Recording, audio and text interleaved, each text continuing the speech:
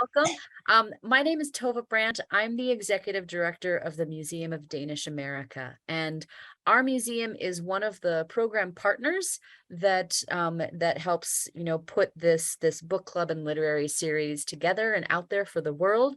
We work with the Northwest Danish Association, from whom you get the regular e-news notifications, and so we partner with them on kind of behind the scenes, making everything accessible and making sure that everybody knows what's coming next and what all the other resources and content that we're putting out there to help provide context and further interest around all these books.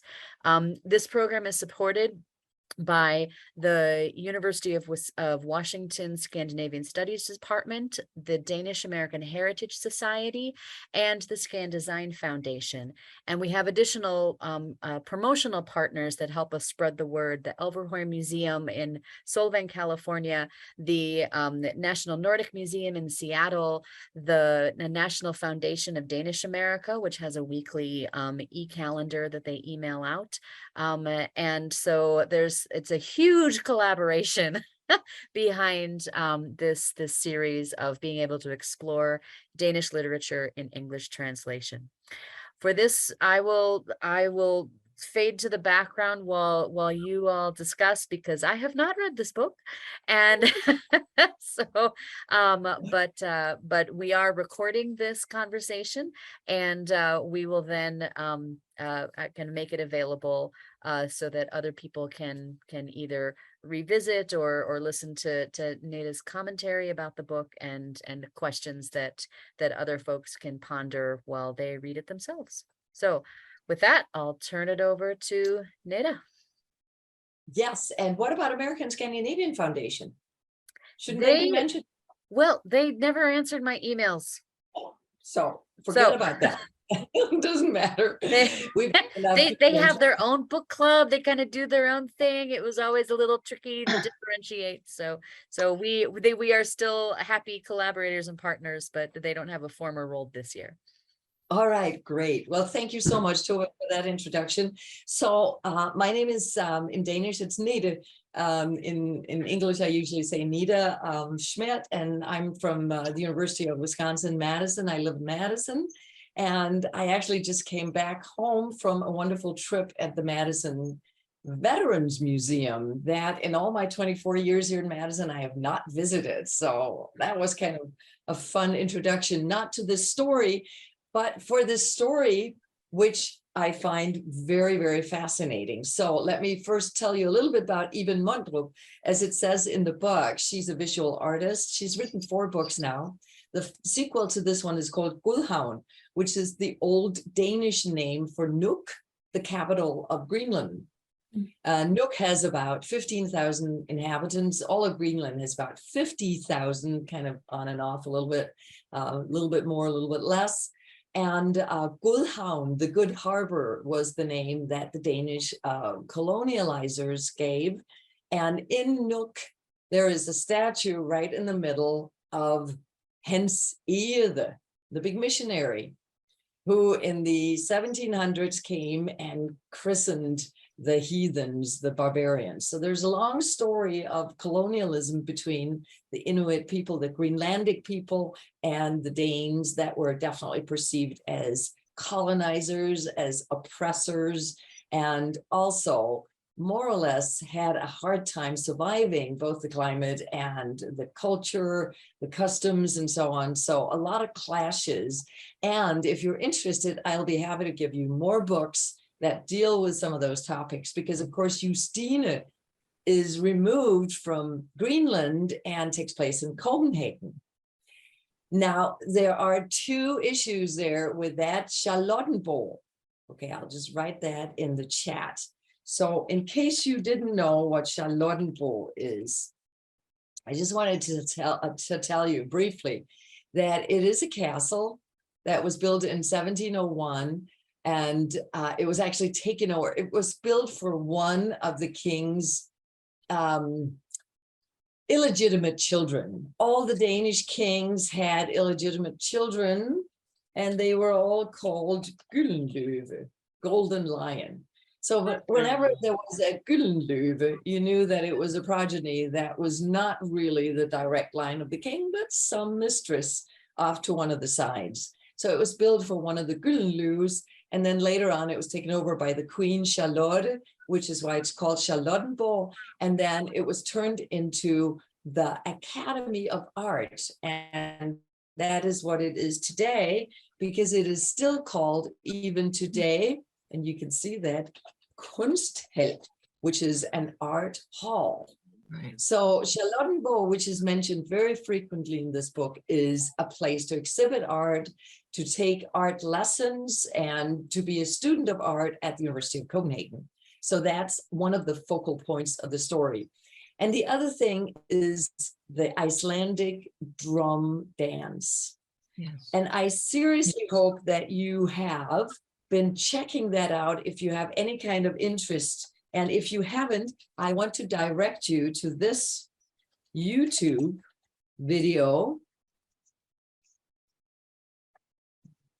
Spell it right. Inuit drum dancer Kulusuk. That is an amazing 13-minute drum dance with an introduction. The artist himself only speaks Greenlandic, so he has an interpreter who translates. And you get the very, very strong feeling for what a Greenlandic drum dance is. It is a storytelling. It is like if you take the Scottish sword dancing, it has a story to tell. And he tells this wonderful story about a goose, and the first one is about a goose and a raven. So it's like mythological fables. So if you don't know anything about drum dancing, you can just Google also Greenlandic drum dancing, and you will get some hits. But this one I thought was really, really amazing. So that is a little bit of the background. And having said that, I wanted to start out by reading a few quotes that I thought may lead into our discussion. The first one is on page 9, and this is my Kindle version, where she says about Vita, her ex-girlfriend, she rolls out distance like a carpet that can't be stepped on. Mm. I thought that was one of those really astute observations. Then I have a couple more I wanted to share with you. And one was on page 11, where she says, and this is our protagonist, Justine, I've been here before, and this is the first time.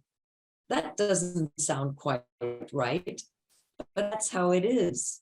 I'm the self-same who's different now. So distance and difference as a way to grow, maybe. Then my next related quote is, sorry, page 9, I just got to get it right here for you. That was page 50.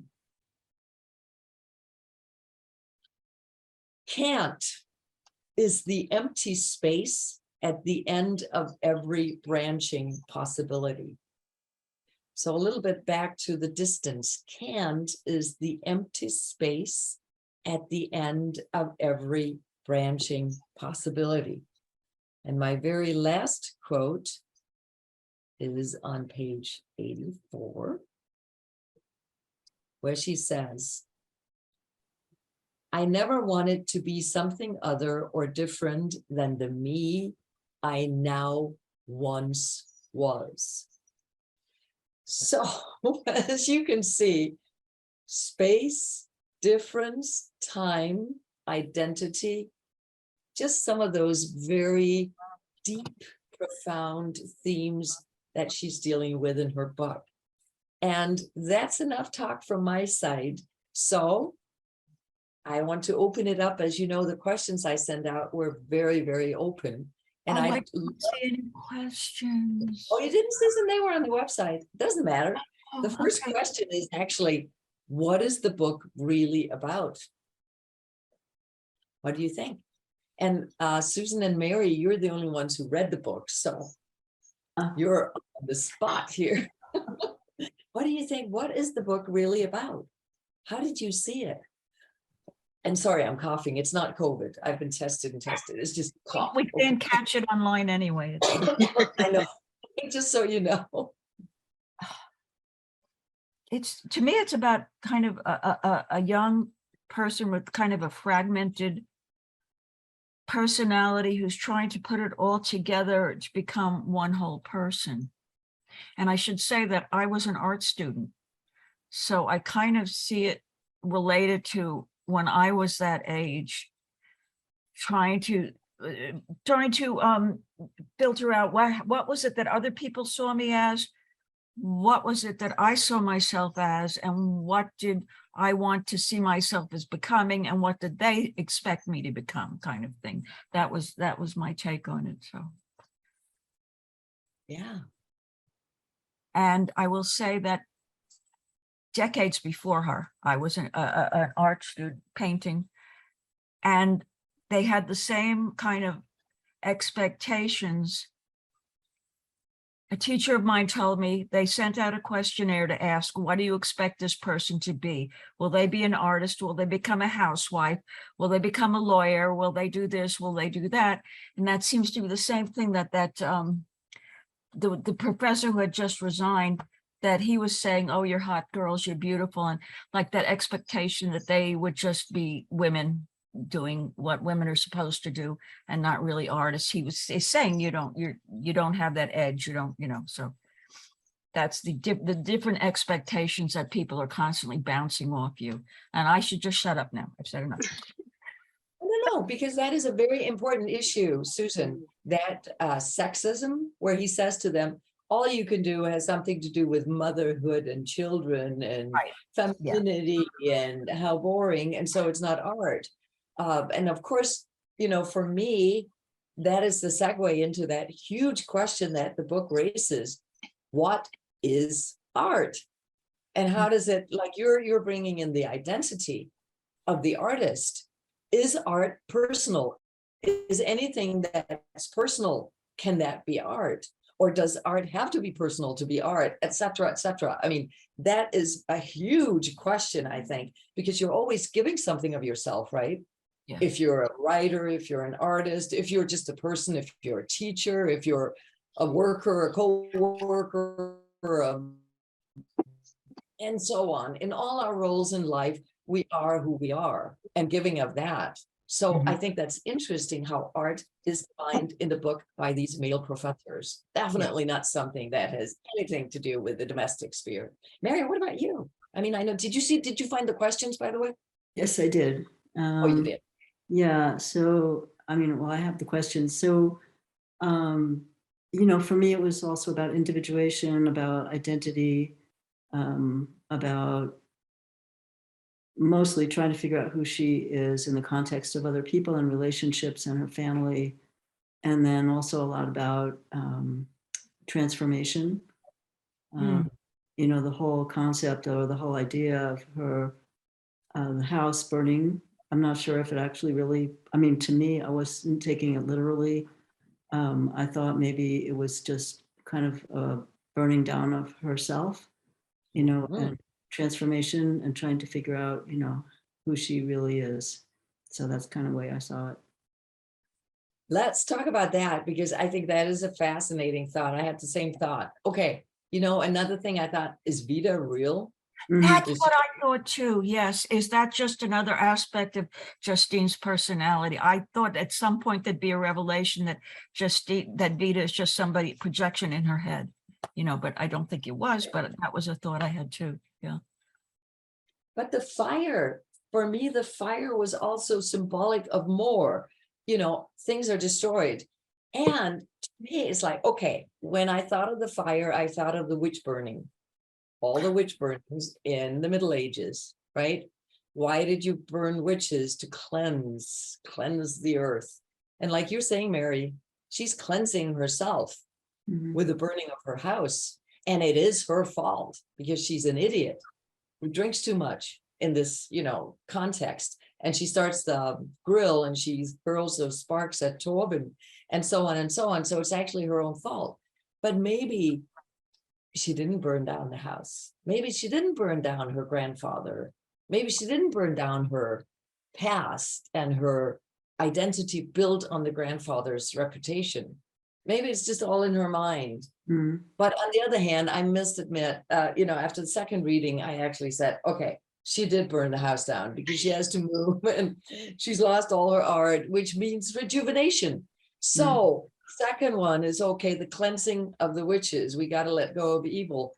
And the second one, of course, the phoenix. From fire comes rebirth, comes rejuvenation, comes a new identity. So I think there's a lot there too. Yeah, psychologically, the house can be herself. And the fire is definitely, I think, a symbol of transformation. So that's the same line of thought I was going along. Yeah. And do you think does she succeed then? Because, okay, I mean, we're skipping to the end here. Does she actually succeed in that transformation? Does she become a new person? She succeeds in terms of her work in that the person, I don't remember her, the person who introduces her new work at the show that had been scheduled for her old work. Somebody at one point, I don't know if that says, oh, it's almost a good thing that your house burnt down because your new work is so much better. And I think Justine herself says something like that. I'm not sure that maybe it was good because, but I don't get the impression that she's saying that her work is better so much as that the other person is saying her work is better. I might be wrong on that.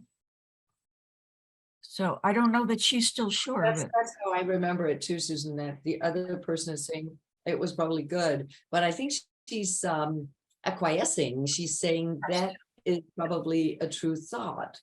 I needed to get out of what do you think she needed to get away from? How do you see that transformation, Mary?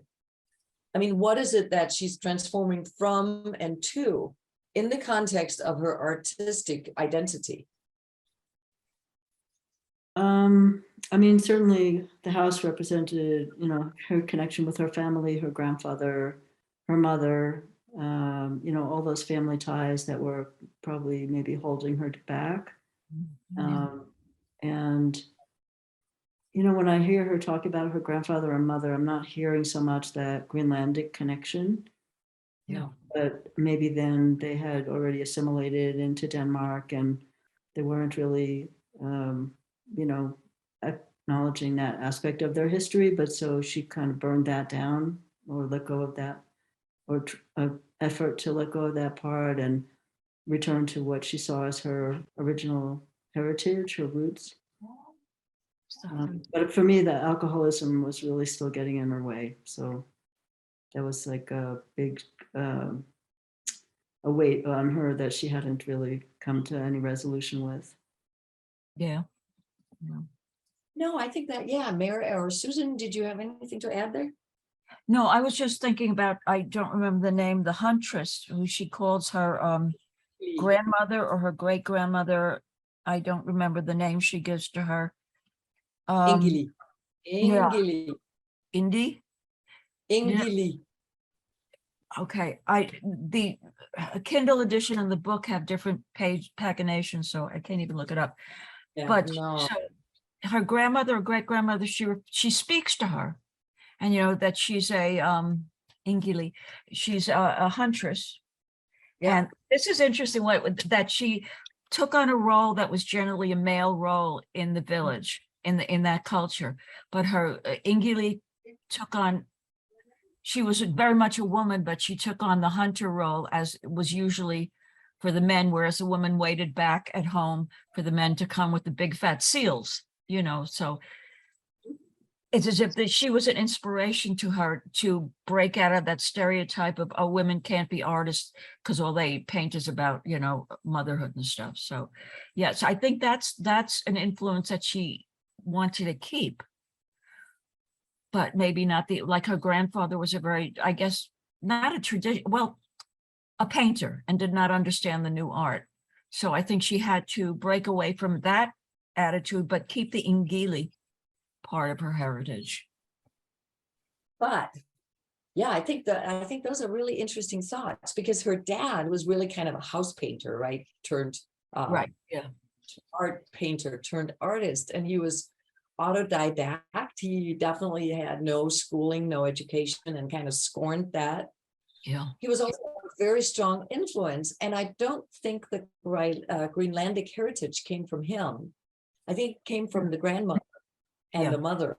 I think it was the female line, matriarchy, that was manifesting itself in that.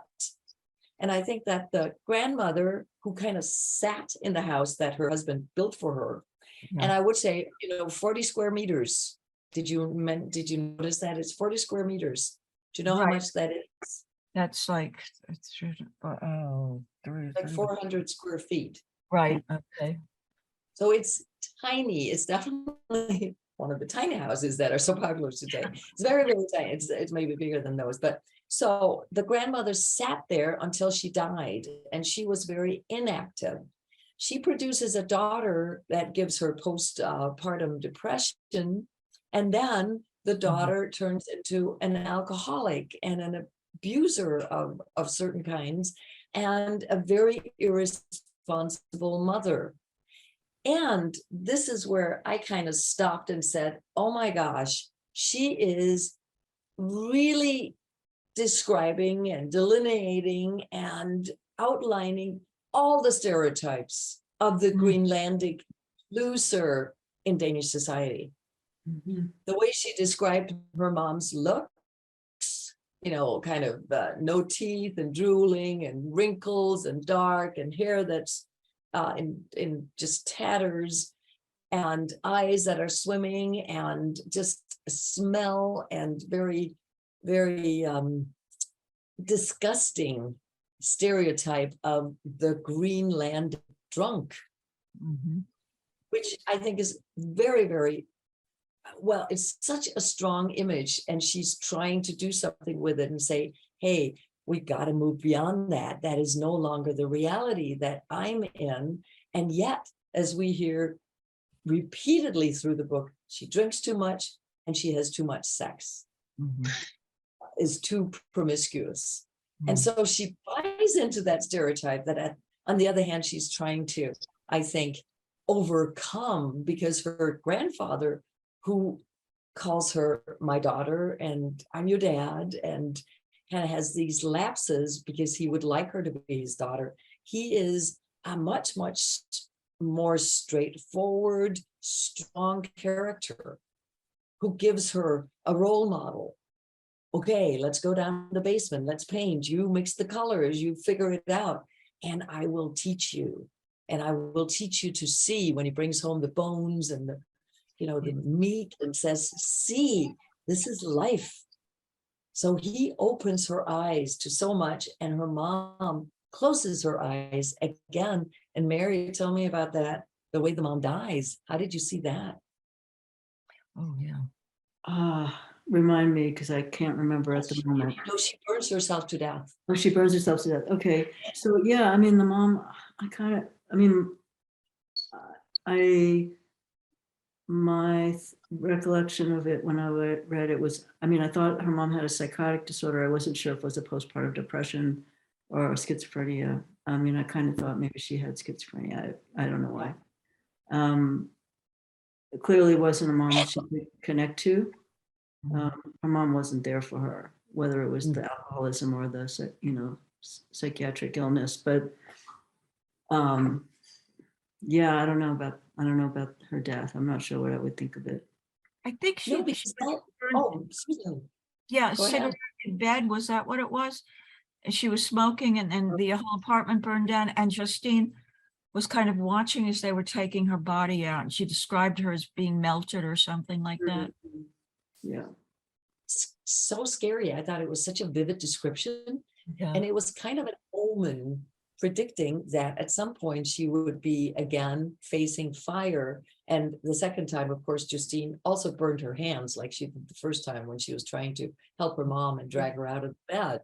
And she had, like you say, Susan, I also assumed she'd been smoking in bed and set the whole Yeah. apartment on fire.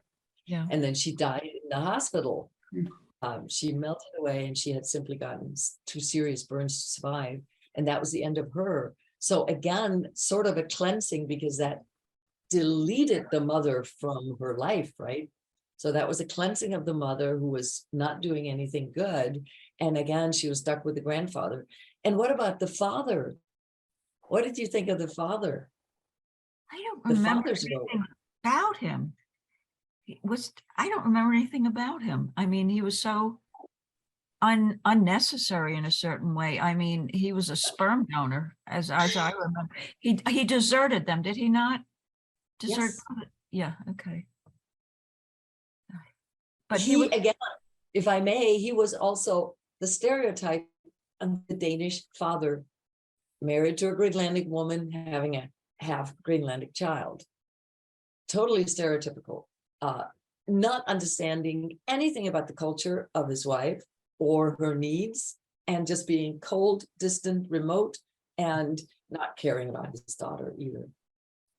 So we have some very strongly depicted stereotypes in the book that she's really trying to deal with. I lived in Alaska for 15 years, and I knew Alaska Natives. I knew they distinguished between Alaska Natives and Indians, but that was a stereotype that they're drunk, this or that. And I would say everybody in Alaska is drunk.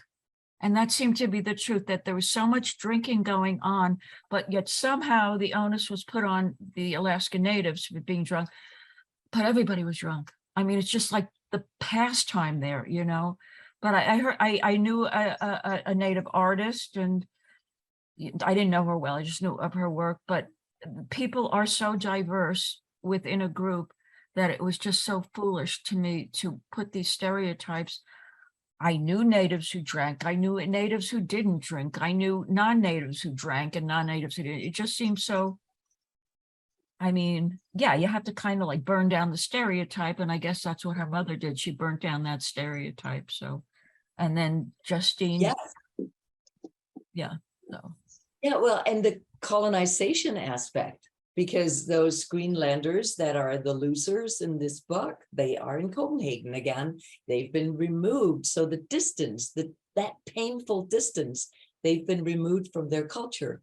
And yes, Danish drinking culture, Danish alcohol use is so different from the US. There is so much more alcohol involved, and it is normal and accepted and not a problem. And then, of course, the alcoholics, once they are more or less stereotyped as, oh, they are the Greenlanders, they are the drunks in Copenhagen, and Justine knows them. Remember that meeting? She goes down in the park and they just sit there, the drunks, and talk, and they say, hey, grab a beer. And she grabs a beer. She knows them. She also knows that part of the culture. So she's swimming along, and we need to talk about her friends. We need to talk about Anne and Torben and that Vida girlfriend. I mean, what are they doing in the book? What do you think is the function? Because are they friends? What is the function of Anne and Torben and Vita? How did you see them in her life?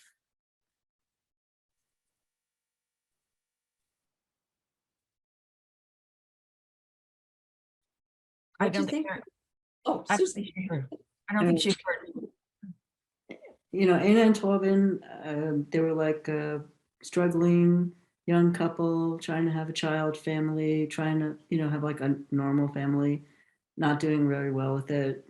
A lot of stereotypes in their relationship between each other. I felt like he was very chauvinistic, put her down a lot for, you know, they were both artists, but she wasn't a second class person to him. And then all of his escapades in the Copenhagen bars and everything else. I mean, I just felt like, again, there were just like a lot of stereotypes packed into their relationship. And for Justina, was like it was a way for her to bounce off of them in her own self-identity exploration. Like, do I want to be like that? Or do I want to be like, you know, her other friend? So I think she was, you know, trying to understand her own sexuality. How does she fit in? How does she see herself as a woman? And so there were these other characters that she could kind of play off of in the book to reflect on herself. That's what it Yeah, looked and like. how do you think she sees herself as a woman?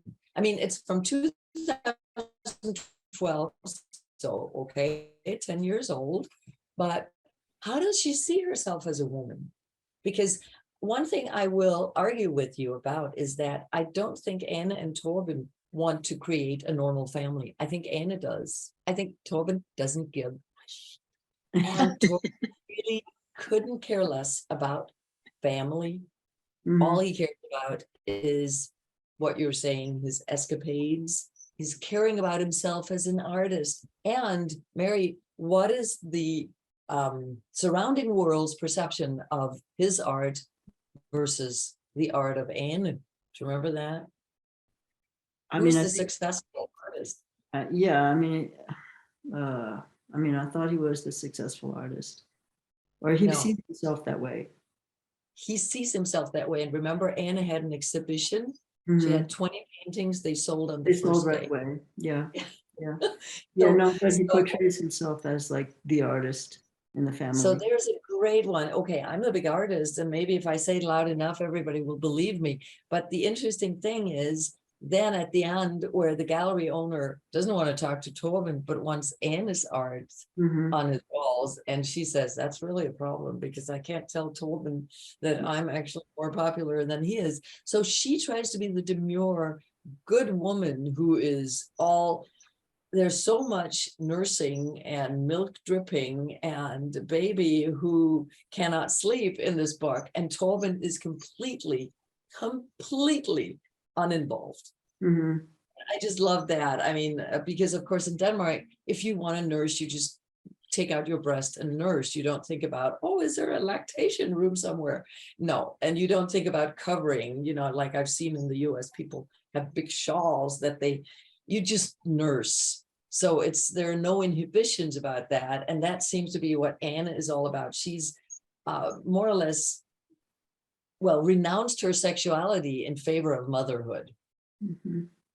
Now, isn't But her art also like what, it's stereotypical feminine art? And yet yes, it's ours, right, Susan? yeah, Yeah. yeah. And so, but that sells, but Torben thinks of himself as this great intellectual artist and the wild man artist, that old stereotype about the, you know, drinks himself to death and has multiple lovers and all that. But her work is what sells. And she, yes, and she is kind of like minimizing herself. Yeah. So he won't feel threatened kind of thing. Yeah. And all right, so I don't know if this is relevant. I had a critique once from a painter would come to our art school, and I was doing self-portrait at the time. So he liked the one where I was all feminine and in white and this and that. And the other one, I looked very strong and angry. You can take it out and burn it. So, you know, and really just ripped it up. It said women should be soft. And in this painting, you're soft and it's wonderful. And the other one is, you know, it's still, and that attitude, I mean, we still have that division, don't we? Yeah. And I think that's okay. I see Justine as bisexual. I mean, she has a girlfriend. She's not quite lesbian. She also has a lot of male lovers and escapades. I think she's exploring her sexuality. She doesn't really think about it. It's as if, okay, I've had a few drinks, you've had a few drinks, let's do it. So there are no second thoughts. So she's kind of a product of the 60s in that sense, even though she's far younger than that, because in the 60s, when the pill was introduced, it all of a sudden became a matter of, hey, males have had sexual freedom for decades. Now it's our turn. Let's sleep with everybody and anybody and not think about anything but sex. So that's where she is. So in that sense, for me, she's regressed to a kind of former stage of feminism. But on the other hand, I also see her back to the Ingeli that you mentioned, Mary, the Ingeli part. She is the strong warrior. And she wants, oh, it was Susan, I'm sorry. She wants to be that strong warrior and make an impression on the world. And she does that through videos and the drum dance, which could tie her to Greenland and could tie her to a story, you know, that big story. You know, you were talking about, I was thinking about Knausgård, you know, my struggle, the big story that for him takes 6 volumes. It's about finding yourself. And that's what she's trying to do through very experimental art with a lot of audience. It has narrative. That's the big thing. Her art hasn't, what she finally produces has a narrative. The Yes. show that is shown has a narrative, where I don't really know from the book whether her art before had a narrative, but the art that she finally produces after the house burns down and all that, she uses herself as a narrative, but it has that. And I think that's another theme, is like, does art have to have a narrative, or can it be totally, what is the word? That the form is the art itself without any narrative, in which I personally don't believe. And I think any kind of art has to have a narrative, but that's just me, you know, but I mean, not just me, but I mean, that's my preference. But so, and the one other thing I find interesting is that her deep relationships were with Vita, a woman. The guy she was sleeping with, it was just like a one-night stand, or okay, we just both happen to be here at the same time, so let's do it. But she didn't have any emotional attachment to any of the men. Yeah. Well, you know, the one that she sleeps with at the end, Right. she seems to like him, but he Yeah. also seems to be like a young appendix. Not really her equal, right? She seems older than he is, more experienced, and he's just there and a convenient partner to sleep with. And the little interlude where they have the demonstration and she gets knocked on the head, you know, or runs into a baton and or whatever, you know, they just hit her. That's something else, because that's not really relevant. So it's a very tiny part of politics. Yeah, that and she could have made it into a much more political book, but she chooses not to. She focuses on art and the personal, like you were saying, Susan. And I think also the art that she produces is her body in more or less nudity. She has different phases of nudity, right? And she shows off herself as part of her art, as part of the dance, as part of the narrative. Both her face and her body. And everybody seems to be enchanted with her body and wants to have her. She seems to be a very attractive woman, which is also interesting because it seems as if she's exploiting that to get what she wants from people. Describes herself as tall and skinny with big hands, and she gets the broad shoulders from her father, I think she says at one point. Yeah, interesting. Yeah. And she has big breasts, and she uses her body very expressively to find herself, really in that breaking down and rebuilding process that we see through the book. I also, to return to my initial question, I also see it as a book about trying to build yourself back up. And at the end, I even think Anna may have built herself back up enough to create that nuclear family that she's so desperate to create. I hope maybe so. Yeah, you want to see her succeed, right? Because Tom doesn't seem much to be, you know, he's not a collector's item to me, at least. He gets smaller, and she gets bigger. So yeah. Gets smaller, yeah, and she, but what is interesting, okay, and that's kind of the conclusion of her life. He's the one who initiates all the bad things that lead to the end, that lead to her house burning down, that lead to her being alone, that lead to her not having her art, not being in her house but in the factory, leads to a new start. So it's so ambiguous, that relationship with Torben, because he's the root of all evil, but he's also the boot that kicks her into a new life. And I think that's interesting. So is that the role of men in the book? And what about Vita? Because Vita seems to also be diminished, Susan, like you said. I mean, she gets smaller and smaller. She's just annoying at the end because she has another girlfriend and is out of the picture. So does that mean, and I want to return to the armoire, that big cabinet, where it seems like she's hiding, Vita is hiding, or she's locking up Vita, and her mom is hiding. What is that? Is that something she has to come out of the closet? I mean, that's too literal and just too primitive. But what does that armoire symbolize, do you think? I couldn't figure it out, so somebody else can answer. I mean, to me, it's like a traditional kind of furniture, you know, so to me, it represents her tradition, her family, her history. I saw it like that, like it holds the past.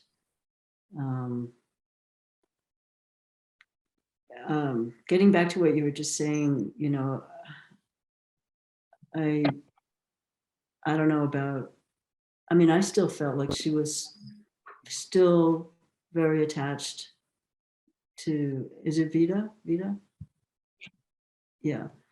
And I never really, I mean, to me, her explanation of her demise, you know, blaming it out onto Torben, to me was just a big, like, her primitive defense system, her projection of her problems onto others, like a classic, like, alcoholic way of thinking of, you know, it's not really my fault, it's because of this and that. Everybody else did all these things that caused me to end up in this terrible position.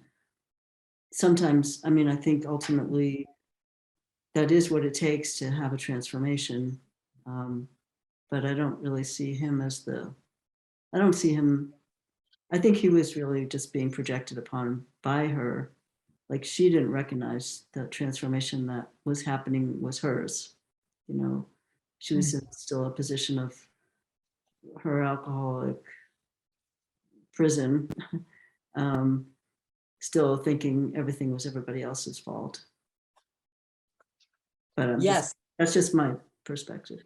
No, because I think she uses Torben as an excuse, like you're saying.